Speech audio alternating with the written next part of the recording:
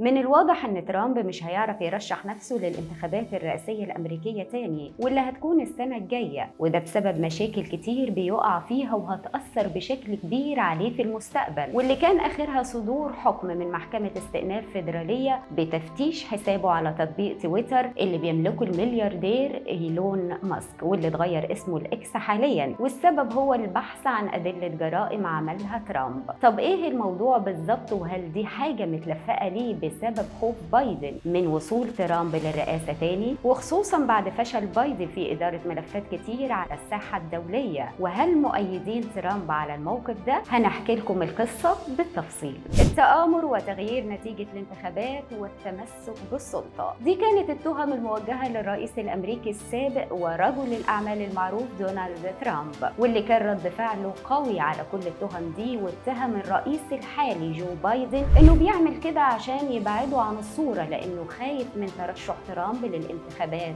الجاية. بس هل فعلا ترامب عمل حاجة كبيرة يستاهل يتحاسب عليها فعلا؟ ولو الكلام ده صح، ليه مكتب المحقق جاك سميث طلب من شركة تويتر إنها ما تبلغش ترامب بإن حسابه هيتراقب؟ وده الطلب اللي رفضته شركة تويتر بشكل قاطع، وقالت إن ده انتهاك واضح لخصوصية عاملها، وكانت النتيجة إن تم تغريمها 350 ألف دولار. وطبعا طالما الموضوع فيه فلوس هتدفع، الشركة وافقت وسمعت الكلام، وحاليا تويتر لسه بتحاول ترفع الغرامة دي باستخدام الدستور الأمريكي. ودلوقتي في مجموعة من السياسيين شايفين إن الكرسي مهزوز من تحت بايدن بسبب الأزمات اللي اتحط فيها، وبسبب ضعف الولايات المتحدة الأمريكية في فترة حكمه اللي شهدت حرب روسيا وأوكرانيا، واللي روسيا أعلنت فيها تحدي واضح لأمريكا وكل حلفائها، وكمان أزمة الصين وحربها المرتقبة على تايوان. ده غير اللي بيحصل في النيجر والاستفزازات المتكررة اللي بيعملها زعيم كوريا الشمالية، والتقدم الملحوظ للبرنامج النووي الإيراني، مع شوية أزمات اقتصادية وتنبؤات من الاقتصاديين بحدوث حالة ركود في الولايات المتحدة الأمريكية. في النهاية حابين نعرفكم إن الصراع اللي بين بايدن وترامب